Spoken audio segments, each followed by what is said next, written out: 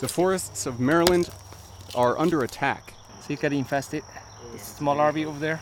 The U.S. Department of Agriculture's Jian Duan has watched the larvae of the emerald ash borer devastate trees across the northern U.S. Oh, this is loaded with larvae. The young insects carve these twisting galleries under the bark, cutting off the flow of nutrients and killing tens of millions of ash trees.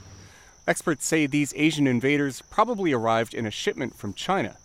They are expected to cost an estimated $10 billion in damage through the end of this decade, not to mention the ecological impact. There's a possibility some species may be completely wiped out by these beetles. And you can imagine the cascading effect by losing a tree species in our native forest. Ash trees make up 20 to 40% of some northern U.S. forests. The emerald ash borer threatens them and all the creatures that depend on them. So these guys came over from China, and when they got here, they didn't have any natural enemies. So what they're doing is they're bringing their enemies over too. Today, Duan and his team are going to turn those enemies loose. In each of these bottles is 100 tiny wasps. They will hone in on the eggs laid by the adult borer in the cracks of the ash tree's bark. The wasps basically crawl into the crack and then they use their antenna to detect where the egg is. Then they lay their own eggs inside the borer's egg.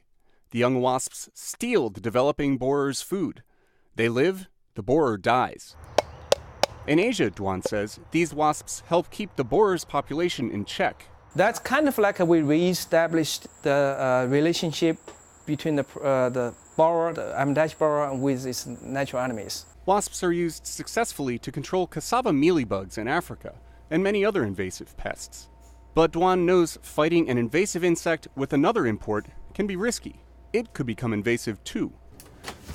So his lab raises wasps in quarantine while they're tested. Red lights subdue escapees, and disposable outerwear stops any hitchhikers from getting out. So there's some here. He will only release picky eaters, wasps that would much rather attack an emerald ash borer than a native insect.